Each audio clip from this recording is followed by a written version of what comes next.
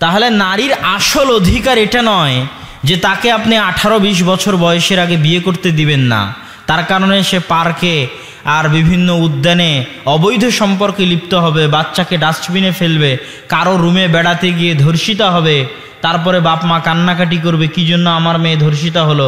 এটা নারীর অধিকার না উপযুক্ত বয়সে বিবাহ দিতে পারাটা অধিকার? বিবাহ দিতে পারাটা অধিকার।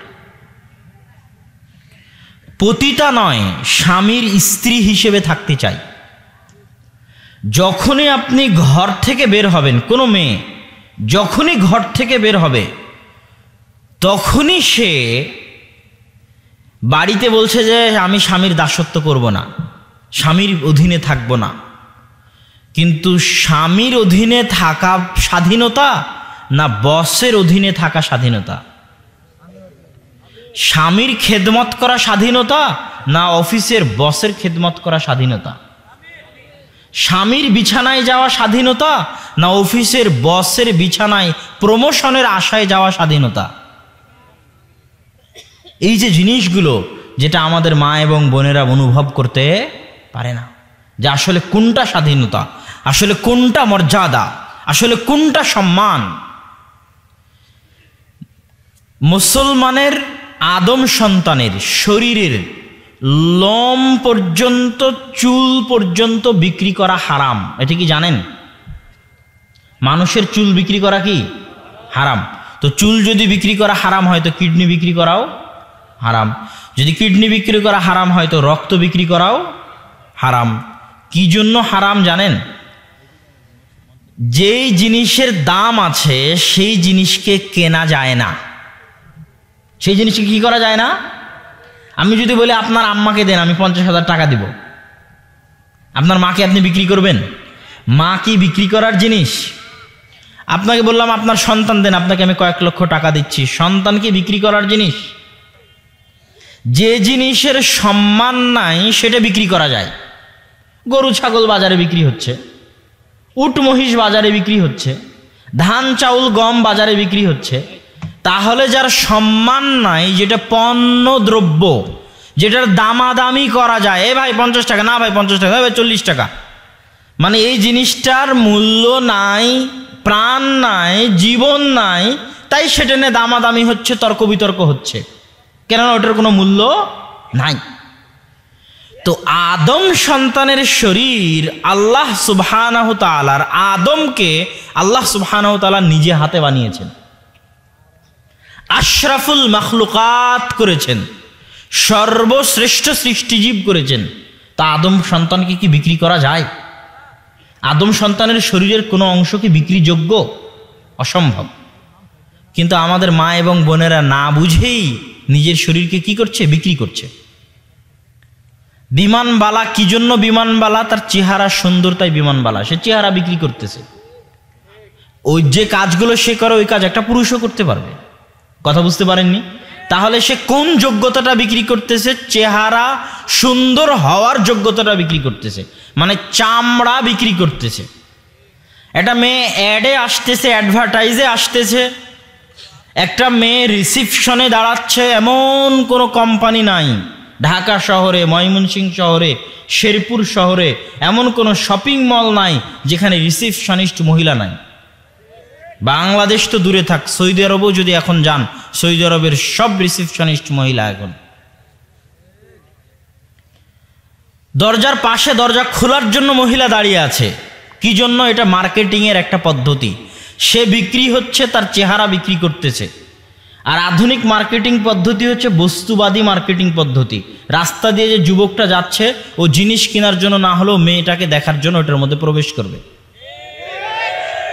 কথা বুঝতে পেরেছেন? তাহলে ওই মেয়ে তার শরীর এবং চেহারা বিক্রি করতেছে। তাহলে এটা সম্মান না স্বামীর ঘরে থাকা সম্মান? চেহারা উন্মুক্ত হয়ে চলা সম্মান না চেহারা ঢেকে চলা সম্মান? উলঙ্গতা, বেহায়াপনা শাস্তি।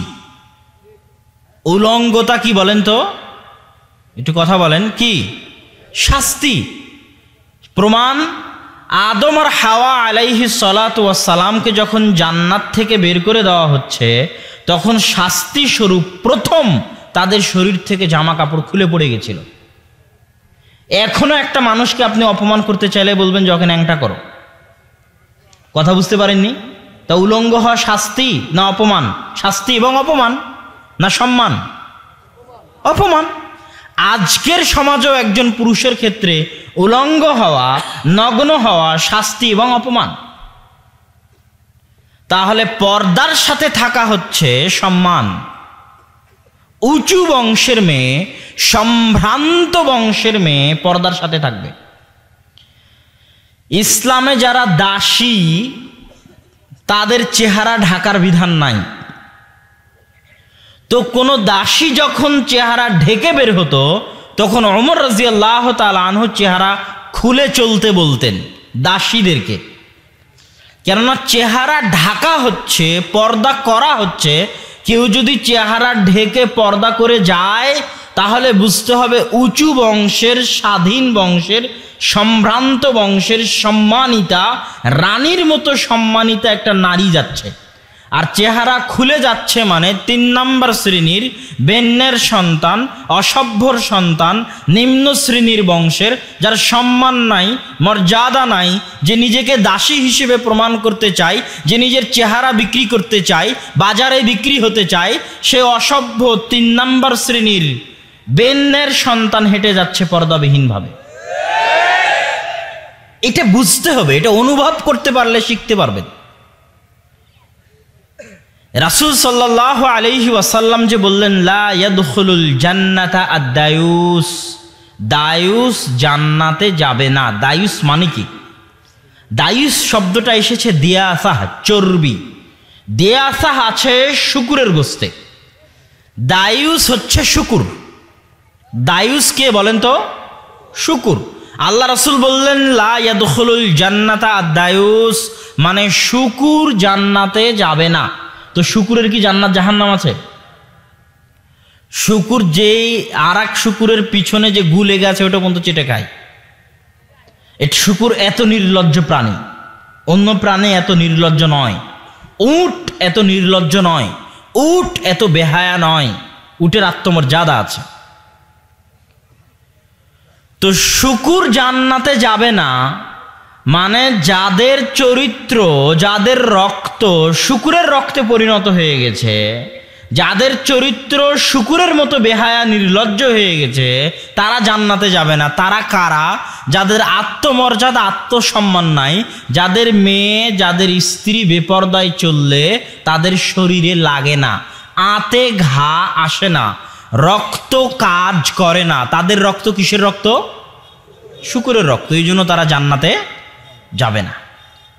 আর আত্মমর্যাদাশীল সম্ভ্রান্ত যে, যার রক্ত শুকুরের রক্ত নয়, সে তার স্ত্রী সন্তানকে, স্ত্রী মেয়েকে রানীর মতো রাখবে। বাড়ির সবচেয়ে আদরের, সবচেয়ে মর্যাদার, সবচেয়ে সম্মানের, সবচেয়ে নিরাপত্তার হচ্ছে মা এবং বোন। এটাই তাদের সম্মান, এটাই তাদের আসল মর্যাদা।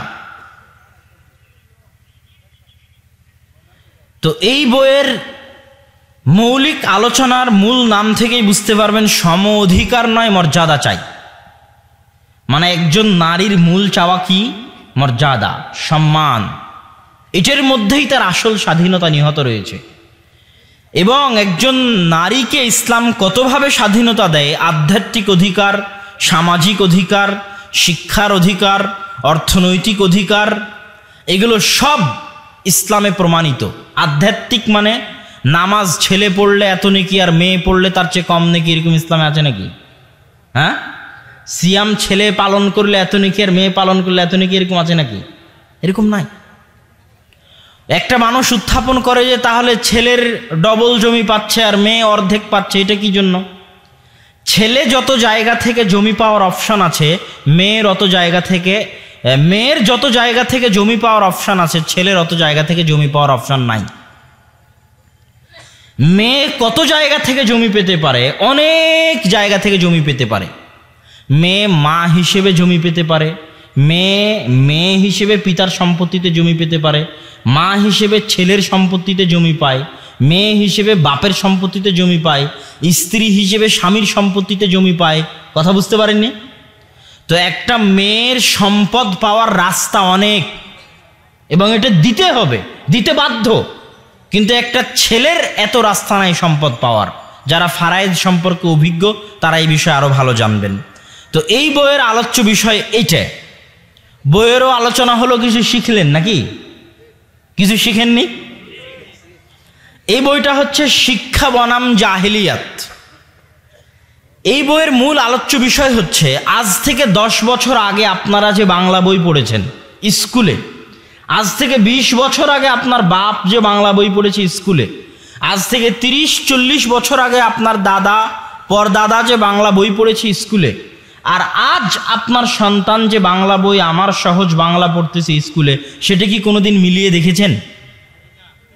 আপনার কিন্তু মিলিয়ে দেখা উচিত যে আজ থেকে 15-20 বছর আগে সিলেবাসে কি ছিল আর আজ কি আছে। আজ থেকে 30-40 বছর আগে স্কুলের একটা সিলেবাসে কি শেখানো হতো আর এখন কি শেখানো হচ্ছে। আগে কয়টা ধর্মের ঘটনা ছিল মুহাম্মদ সাল্লাল্লাহু মিথ্যাই থাক, বুড়ির ঘটনা মিথ্যাই থাক ছিল তো। কথা বুঝতে পারেননি? মুহাম্মদ সাল্লাল্লাহু আলাইহি ওয়াসাল্লামের কাটার যে ঘটনা মিথ্যা ঘটনা, মিথ্যাই ঘটনা কিন্তু ছিল তো, ছিল না? কাজী নজরুল ইসলামের কয়টা, ইসলামের কবিতা কয়টা, সূরা ফাতিহার অনুবাদ হামদের কবিতা কয়টা ছিল, আর এখন হিন্দুয়ানি সংস্কৃতির গরুর পূজা করার গল্প কয়টা আছে? কোনোদিন খোঁজ নিয়ে দেখেছেন? সিলেবাসে গরুর পূজা করার গল্প আছে, গরুর পূজা। পরকীয়ার গল্প শেখানো আছে রবীন্দ্রনাথ ঠাকুরের। তো বর্তমান সিলেবাসগুলো শিক্ষা না অজ্ঞতা? জাহিলিয়াত মানে কি? জাহিলিয়াত মানে অজ্ঞতা, মূর্খতা। রাসূল সাল্লাল্লাহু আলাইহি ওয়াসাল্লাম জাহিলিয়াতের যুগে প্রেরিত হয়েছেন। সেই অজ্ঞতা মূর্খতাকে তিনি দূর করেছেন ইসলামের আলো দিয়ে। কিসের আলো দিয়ে? ইসলামের আলো দিয়ে। এই জন্য ইসলামের অপর নাম হচ্ছে জ্ঞান, তথা ইসলাম বিরোধী প্রত্যেক কাজই অজ্ঞতা। পিএইচডি ডিগ্রিধারী অক্সফোর্ড থেকে পড়ে আসা সেও যদি ইসলাম বিরোধী কাজ করে সে অজ্ঞ, মূর্খ। কথা বুঝতে পেরেছেন কি? না হলে আব্দুর রাজ্জাক বিন ইউসুফ এমনি কেমনে বলেন যে ওই প্রিন্সিপালকে যদি মূর্খ প্রমাণ করতে না পারি, যেই প্রিন্সিপালের সামনে তার ছাত্রী নাচে আর সে বসে থেকে দেখে, তাহলে জাতির সামনে বক্তব্য দিব না। তো ওই প্রিন্সিপালকে মূর্খ প্রমাণ করা মানে কি প্রিন্সিপাল ABCD জানে না? ওই প্রিন্সিপালকে মূর্খ প্রমাণ করা মানে কি প্রিন্সিপাল ক খ গ ঘ জানে না? ওই প্রিন্সিপাল অক্সফোর্ড ক্যামব্রিজ থেকেও পড়ে আসতে পারে। কিন্তু ওই প্রিন্সিপালের মূর্খতা মানে হচ্ছে যে আসল জ্ঞান ইসলামের জ্ঞান, এবং এটার বিরুদ্ধে যা আছে সবই অজ্ঞতা, সবই মূর্খতা। আল্লাহ কোরআনে বলছেন, ইন্নামা ইয়াখশাল্লাহ মিন ইবাদিহিল উলামা। আল্লাহকে সবচেয়ে বেশি ভয় করে জ্ঞানীরা, চালাকেরা, বুদ্ধিমানেরা। আর আল্লাহকে ভয় করে না গাধারা, আল্লাহকে ভয় করে না গর্ধবেরা, আল্লাহকে ভয় করে না বোকারা, আল্লাহকে ভয় করে না অচলেরা, আল্লাহকে ভয় করে না অর্থব্যরা, আল্লাহকে ভয় করে না মূর্খরা, আল্লাহকে ভয় করে না জাহেলেরা, আল্লাহকে ভয় করে না অজ্ঞরা। কথা বুঝতে পেরেছেন? আর আল্লাহকে ভয় করে জ্ঞানী, চালাক, বুদ্ধিমান, সে আল্লাহকে ভয় করে। 1 লক্ষ টাকার 50,000 টাকার ব্যাংকের চাকরি, কিন্তু সুদী ব্যাংকের চাকরি ছেড়ে দিয়েছে। তো মানুষ ওকে বলছে কত পাগল গো, 50,000 টাকার ব্যাংকের চাকরি ছেড়ে দিল। কিন্তু ও কিন্তু আসল বুদ্ধিমান, ও আসল চালাক। আল্লাহ বলছেন কোরআনে, এটা কখন ধরা পড়বে? মরার পরে। কখন? মরার পরে। আসল বুদ্ধিমান সেই যে মৃত্যুর পরের প্রস্তুতি নেয়, ওই আসল বুদ্ধিমান। ও জানে যে দুনিয়া ক্ষণস্থায়ী, এই দুনিয়ার 10 দিনের 15 দিনের টাকা পয়সার কোনো মূল্য নাই, এটা সে জানে। আর যে জানে না সে পৃথিবীর হাকিকত জানে না, সে আসমান জমিনের হাকিকত জানে না, সে জান্নাত জাহান্নামের হাকিকত জানে না, সে পরকালের হাকিকত জানে না, সে তার নিজের রূহের হাকিকত জানে না, সে তার চোখ, মাথা, ব্রেনের হাকিকত জানে না। আল্লাহ সুবহানাহু ওয়া তাআলা তাকে যে ব্রেন দিয়েছেন, বিজ্ঞান বলছে, বর্তমান বিজ্ঞান, যে মানুষ যদি 800, 900, 1000 বছর বেঁচে থাকে, তো এই ব্রেন এত পাওয়ারফুল যে 1000 বছরের সব ঘটনা মনে রাখতে পারবে। আপনি মনে করছেন 60 বছর বেঁচে আছি, 60 বছর পর কথা ভুলে যাচ্ছেন, মনে থাকে না, তাহলে মনে হয় আপনার ব্রেনের দুর্বলতা। আল্লাহ সুবহানাহু ওয়া তাআলা আপনাকে 1000 বছর হায়াত দিলে এই ব্রেন এত পাওয়ারফুল যে 1000 বছরের সব ঘটনা মনে রাখতে পারবে। সে তার এই ব্রেনের হাকিকত বুঝে না, তাহলে সে অজ্ঞ, মূর্খ। তাহলে আমাদের যে 1 2 3 4 5 6 7 8 9 10 স্কুল কলেজ মাদ্রাসায় শিক্ষা দেওয়া হচ্ছে না অশিক্ষা, মূর্খতা, অজ্ঞতা দেওয়া হচ্ছে? এটা এই বই থেকে পাবেন, পৃষ্ঠা বাই পৃষ্ঠা, যে অমুক ক্লাসের অমুক বইয়ে এই গল্প আছে, অমুক ক্লাসের অমুক বইয়ে এই গল্প আছে, এই গল্পে এই এই সমস্যা আছে, অমুক ক্লাসের এই বইয়ে এই গল্প আছে, এই গল্পে এই সমস্যা আছে। কেন এ নির্যাতন, কি তার প্রতিকার, এই বইটা মানুষ বুঝতে পারে না যে এটা কি বই, কেন এ নির্যাতন, কি নির্যাতন। এই বইয়ের মূল বিষয়বস্তু হচ্ছে শিশু নির্যাতন, নারী নির্যাতন। এই যে দুইটা নির্যাতন, যে দুইটা নির্যাতন নিয়ে মিডিয়ায় প্রচুর কথা হয়, যে নারীর নির্যাতন, শিশুর নির্যাতন, শিশু ধর্ষণ, নারী ধর্ষণ, আছে না নাই? তো এই শিশু এবং নারী ধর্ষণের মৌলিক কারণ কি, সমাজের কি কি সমস্যার কারণে এগুলো হচ্ছে, এটার আসল প্রতিকার কি, ধর্ষণের আসল প্রতিকার কি? ধর্ষণ বিরোধী মিছিল করতেছে রাজপথে আর বলতেছে আমি সিগারেট খাবো না, এটা বলার আপনি কে? মিছিল করতেছে ধর্ষণ বিরোধী মহিলা, ভিডিও আছে ইউটিউবে, বলতেছে আমি কয়টায় বাড়িতে ফিরবো, এটা বলার আপনি কে? আমি সিগারেট খাবো না, এটা বলার আপনি কে? তাহলে ইচ্ছা মতো সিগারেট খাবে, ইচ্ছা মতো বাহিরে ফিরবে, আর এটা নাকি ধর্ষণ বিরোধী আন্দোলন। রোগ, করোনা ভাইরাসের সময় রোগ প্রতিরোধ ক্ষমতার আলোচনা হচ্ছে না? যে এটার যেহেতু কোনো ভ্যাকসিন এখনো আবিষ্কার হয়নি, এখন হয়েছে, তখনকার কথা বলছি, যখন যেহেতু ভ্যাকসিন আবিষ্কার হয়নি, তাহলে আগে শরীরের রোগ প্রতিরোধ ক্ষমতা থাকতে হবে, যেন রোগ ঢুকারই সুযোগ না পায়, যেন রোগ কাজ করারই সুযোগ না পায়। রোগ যদি একবার ঢুকে যায়, ঢুকে যাওয়ার পরে চিকিৎসা করা, ওটা পাগলামি। তো ইসলাম তো আর পাগল নয়। আল্লাহর ধর্ম কি পাগলের ধর্ম? আল্লাহ সুবহানাহু ওয়া তাআলা বলেছেন হাকিমুন আলিম, মহাপরাজ্ঞাময়, মহাজ্ঞানী। উনি সমাজের মধ্যে ধর্ষণের রোগ যেন ঢুকতেই না পারে, এই জন্য ওনার বিধান। সমাজের মধ্যে জেনার রোগ যেন ঢুকতেই না পারে, এই জন্য ওনার বিধান। এই জন্য পর্দার কথা, এই জন্য একা একই সফরের নিষেধাজ্ঞা, এই জন্য চক্ষু নিচু করার কথা, এই জন্য অবৈধ সম্পর্কে হারামের কথা, এই জন্য প্রেম হারামের কথা। কেন? আল্লাহ জানে, তুমি তো জাহেল, তোমার বয়স তো 60 বছর, তুমি কি জানো পৃথিবীতে কি হয়েছিল গত লাখ লাখ বছরে, কাল কি হবে তুমি কি জানো?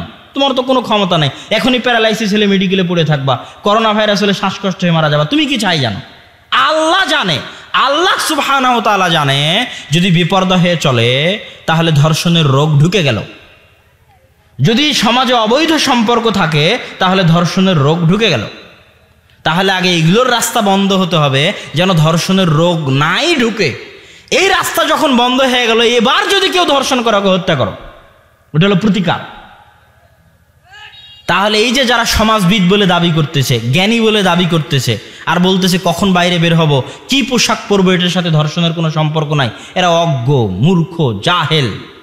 এদের জ্ঞানের বিন্দু সরিষা সম পরিমাণ এদের কাছে নাই। এই আলোচনার বিষয়বস্তু হচ্ছে এই 3টা বই। কিন্তু আব্বু কোনোদিন মানুষের সামনে খুলে বলতে পারে না যে কি আছে এই বইয়ে, মানুষও বুঝতে পারে না যে আছে কি এই 3টা বইয়ে। মিন্নাতুল বাড়িতে কি আছে মানুষ মোটামুটি জানে, আইনে রাসূল 2 অধ্যায়ে কি আছে তা মানুষ মোটামুটি জানে, কিন্তু এই 3টা বইয়ে একজন মহিলা মানুষের লেখা, এই 3টা বইয়ে আসলে কি আছে এটা অনেকেই জানে না, কিন্তু অনেক গুরুত্বপূর্ণ বিষয়বস্তু আছে। তো সম্মানিত উপস্থিতি, এছাড়া আপনাদের সামনে যে বইগুলো রয়েছে, একটি পরিবার গঠন করতে কি কি প্রয়োজন সেটা আদর্শ পরিবারে আছে। তাওজিহুল কোরআন, এটা ব্যতিক্রম ধর্মী তাফসির গ্রন্থ। কি কারণে ব্যতিক্রম ধর্মী তাফসির গ্রন্থ? এই তাফসির লিখতে পরিশ্রম আছে, আমি নিজে দেখি। আর আব্বুর পরিশ্রম অন্যদের চাইতে বেশি হয়। কি জন্য বেশি হয়? আমি মাকতাবা শামেলা চালানো জানি, গুগলে সার্চ দেওয়া জানি। মাকতাবা শামেলায় সার্চ দিলাম, গুগলে সার্চ দিলাম, হু হু করে সব বের হয়ে আসলো, কপি করলাম, পেস্ট করলাম। এখন সব হাদিসের অনুবাদও অনলাইনে পাওয়া যায়, ওখান থেকে কপি করলাম, পেস্ট করলাম, বই তৈরি হয়ে গেল। অনেক সহজ ব্যাপার। কিন্তু আব্বু মাকতাবা শামেলাও চালানো জানে না, গুগলে সার্চ দেওয়া জানে না, উনি হাতে লেখেন, নিজে নিজে হাদিসের বই খুঁজে বের করে করে করে করে হাতে লেখেন। এবং এটা জ্ঞান ছাড়া, পাণ্ডিত্য ছাড়া, বইয়ের উপর দখল ছাড়া এটা সম্ভব নয়। আমার পক্ষে সম্ভব নয় এভাবে লেখা, যে আমি এখন সব বই আলাদা আলাদা করে খুঁজবো আর বই থেকে হাদিস খুঁজে বের করে করে বই লিখবো, এটা আমার পক্ষে সম্ভব নয়। আমাকে দায়িত্ব দেওয়া হলে এই বই আমি লিখতে পারতাম না এভাবে, কিন্তু উনি এভাবেই লিখেছেন। এই বইয়ের সবচেয়ে গুরুত্বপূর্ণ বৈশিষ্ট্য তাওজিহুল কোরআনে। আমি দোয়া করি যে আল্লাহ সুবহানাহু ওয়া তাআলা তাকে এই তাফসির গ্রন্থটি শেষ করার তৌফিক দান করুক, আমিন। এটা শেষ হলে এটা একটা বিশাল কারনামা হবে।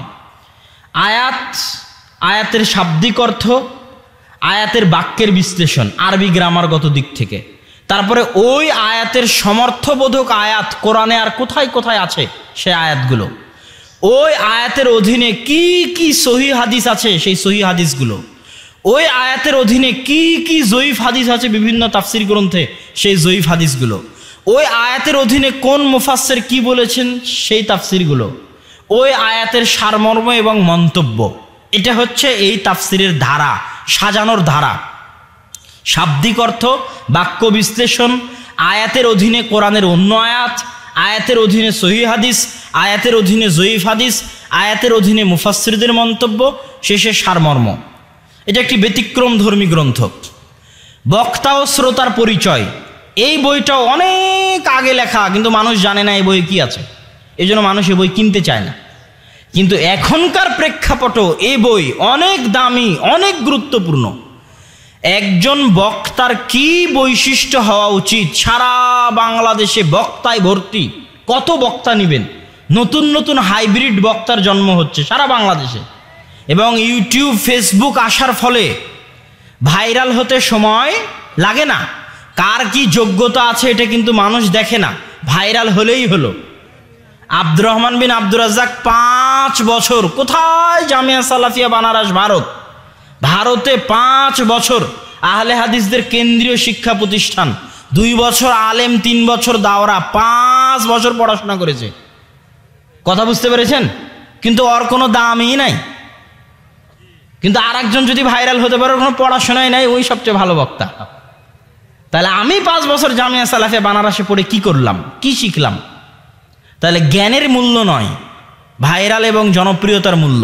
এই যুগে এই বই সবচেয়ে বেশি প্রয়োজন। কে বক্তা, বক্তার পরিচয় কি, বক্তার গুণ কি হওয়া উচিত, ব্যবসায়ী বক্তা আর দাওয়াত দানকারী বক্তার মধ্যে পার্থক্য কি, কে সত্যিকারী দায়ী বক্তা আর কে ব্যবসায়ী বক্তা। কথা বুঝতে পেরেছেন? ব্যবসায়ী বক্তার বক্তব্য সমাজ পরিবর্তন করতে পারবে না। যে সমাজ নেতাকে পরোয়া করে কথা বলে, কমিটিকে পরোয়া করে কথা হতে পারে না, যে বক্তার পায়ে টাকার জিঞ্জির নাই, কন্টাক্টের জিঞ্জির নাই, কমিটির জিঞ্জির নাই। কথা বুঝতে পেরেছেন? কে ক্ষমতায় আছে, কে ক্ষমতায় নাই, পাশে এমপি বসে আছে না মন্ত্রী বসে আছে, পাশে চেয়ারম্যান না মেম্বার বসে আছে, কারো তোষামদির জিঞ্জির নাই, দাসত্ব নাই, ওই বক্তার বক্তব্য দিয়ে সমাজ পরিবর্তন হবে। ওই বক্তা হচ্ছে দায়ী বক্তা, আল্লাহর সন্তুষ্টির জন্য দাওয়াতি কাজ করেন। কোন বক্তার কথা গ্রহণ করবেন, বক্তার সাথে তার বক্তব্যের সাথে আমলের কতটুকু সম্পর্ক আছে, কয়জন বক্তা আমলওয়ালা বক্তা, অনেক বড় কঠিন এবং ভারী প্রশ্ন, যেই প্রশ্নে আমরাও ব্যর্থ হয়ে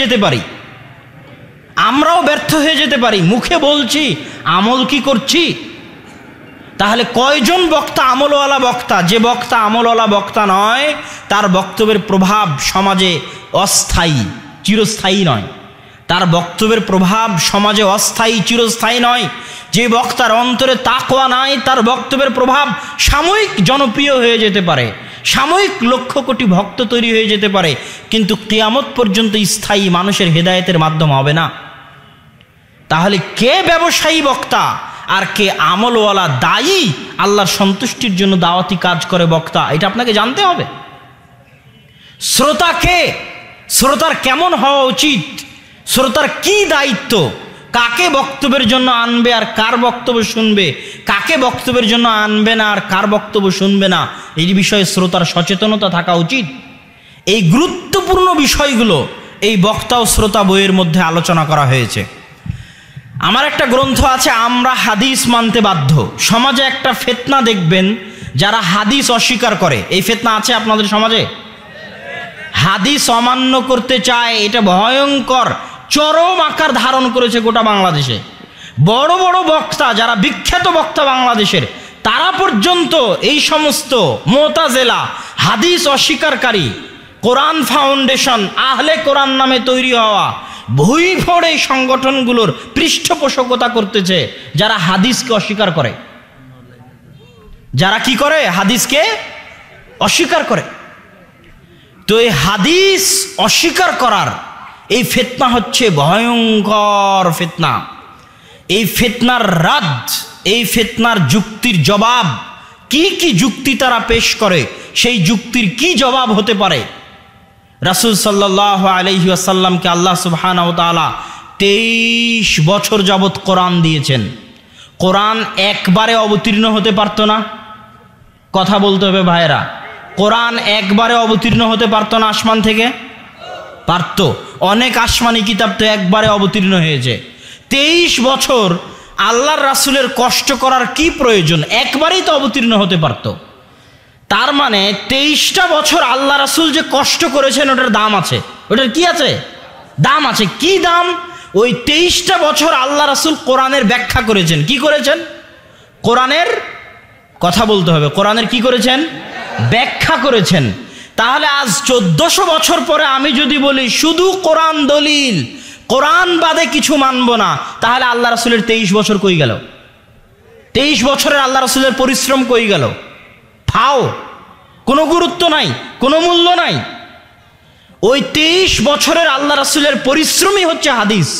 ওই 23 বছরের আল্লাহ রাসূলের পরিশ্রমী কি? হাদিস। এই জন্য মানুষ হাদিস মানতে বাধ্য। হাদিসের অপমান অসহনীয় অপমান। এবং যারা ফেরকায়ে নাজিয়াহ মুক্তিপ্রাপ্ত জামাত, তারা ওরাই যারা হাদিসের ওপর আমল করে এবং হাদিসের সংরক্ষণ করে। এবং মুহাদ্দিসিনে কিরাম যে পরিশ্রম হাদিসের পিছনে দিয়েছেন, পৃথিবীর সমস্ত ইঞ্জিনিয়ার একত্রিত হয়ে ইঞ্জিনিয়ারি শাস্ত্রের পিছনে, পৃথিবীর সকল ডাক্তার একত্রিত হয়ে ডাক্তারি শাস্ত্রের পিছনে, পৃথিবীর সকল বিজ্ঞানী একত্রিত হয়ে বিজ্ঞান শাস্ত্রের পিছনে, পৃথিবীর সকল ভাষাবিদ একত্রিত হয়ে ভাষার পিছনে অত পরিশ্রম করেনি পৃথিবীর মুহাদ্দিসেরা আল্লাহ রাসূলের হাদিসকে সংরক্ষণ করার জন্য যে পরিশ্রম করেছেন। আল্লাহ রাসূলের হাদিস তো মুখস্থ করেছেন। ওই হাদিস কারা বর্ণনা করেছে তাদের নাম মুখস্থ করেছেন। ওই বর্ণনাকারী কত সালে জন্মগ্রহণ করেছে সেটা মুখস্থ করেছেন। কত সালে মৃত্যুবরণ করেছেন সেটা মুখস্থ করেছেন। ওই বর্ণনাকারীর শিক্ষক কে কে তাদের নাম মুখস্থ করেছেন। ওই বর্ণনাকারীর ছাত্র কে কে তাদের নাম মুখস্থ করেছেন। ওই বর্ণনাকারীর শিক্ষকের জীবনী মুখস্থ করেছেন। ওই বর্ণনাকারীর ছাত্রের জীবনী মুখস্থ করেছেন। ওই বর্ণনাকারী কি করত, কোথায় যেত, কি খেত, সত্যবাদী না মিথ্যাবাদী, চলবে না তার পুরো জীবনী মুখস্থ করেছেন। এই হাজার হাজার হাদিসের লক্ষ লক্ষ রাবীর পূর্ণাঙ্গ জীবনী এখন পর্যন্ত অক্ষত অবস্থায় আছে। বিশাল, অপূরণীয়, অসম্ভব খিদমত মুহাদ্দিসরা আঞ্জাম দিয়েছেন। হাদিস শাস্ত্রের উপর কথা উত্থাপন করা অনেক কঠিন, এত সহজ নয়। হাদিস শাস্ত্র ঠুনকো জিনিস নয় যে আমি ফু দিব, ফু দিয়ে হাদিস শাস্ত্র উড়িয়ে দিব। হাদিস শাস্ত্র এরকম ঠুনকো জিনিস নয়। এই বই পড়লে আপনি যারাই হাদিসের ওপর বিভিন্ন রকমের যুক্তি উত্থাপন করে হাদিসকে দুর্বল করতে চায় তাদের জবাব আপনি খুঁজে পাবেন। আল্লাহ সুবহানাহু ওয়া তাআলা আপনাকে এই সমস্ত বইগুলো পড়ে জ্ঞান অর্জন করার তৌফিক দান করুক, আল্লাহুম্মা আমিন। আমি আমার আলোচনার দিকে ফিরে আসতেছি। যুবক ভাইদেরকে লক্ষ্য করে, মা এবং বোনদেরকে লক্ষ্য করে যে গুরুত্বপূর্ণ কথা, যুবক ভাইদেরকে লক্ষ্য করে প্রথম গুরুত্বপূর্ণ কথা হচ্ছে আল্লাহ সুবহানাহু ওয়া তাআলা মানুষকে আবাসা এমনি সৃষ্টি করেননি, খেল তামাশা হিসেবে সৃষ্টি করেননি। একটা ছোট বাচ্চা নদীর ধারে গেল, নদীর ধারে গিয়ে একটা বালু দিয়ে ঘর তৈরি করলো, তারপরে সেটা ভেঙে দিয়ে চলে আসলো। ওই ঘর তার কাছে যেমন খেল তামাশা, এরকম খেল তামাশা করে আল্লাহ সুবহানাহু ওয়া তাআলা আদম সন্তানকে সৃষ্টি করেননি। আজকে এখানে যে প্রোগ্রাম হচ্ছে, এই প্রোগ্রাম কি খেল তামাশা? এই প্রোগ্রামের পিছনে কত মানুষের পরিশ্রম আছে, নিয়ম কানুন আছে, অনুমতি আছে, টাইম টেবিল আছে, বক্তাদের সাথে যোগাযোগ আছে, প্যান্ডেল তৈরি আছে, নিয়ম কানুন আছে। তাহলে এই প্রোগ্রামের জন্য যদি এত প্রস্তুতি থাকে, আল্লাহ আপনাকে এমনি সৃষ্টি করবে কোনো প্রস্তুতি ছাড়াই? আপনি এমনি দুনিয়াতে এসেছেন, আপনার পিছনে কিছুই নাই, আপনার কাজকর্মের কোনো হিসাব নাই, কোনো জবাবদিহিতা নাই। এই প্রোগ্রামে আমি বক্তব্য দিয়ে চলে যাব, জবাবদিহিতা হবে না, আমি কে বক্তব্য দিতে আসলাম সরকার দেখবে না, এরকম কি? আর আপনি দুনিয়াতে এমনি আসবেন এমনি চলে যাবেন, কেউ দেখবে না? আল্লাহ আপনাকে এমনি সৃষ্টি করেছেন। আল্লাহ সুবহানাহু ওয়া তাআলা এত সুচারু রূপের ম্যানেজমেন্টের অধিকারী যে আল্লাহ সুবহানাহু ওয়া তাআলা আপনাকে অপরাধী প্রমাণ করার জন্য, আপনার হিসাব নেওয়ার জন্য, আপনার জবাবদিহিতা নেওয়ার জন্য এমন ভয়ঙ্কর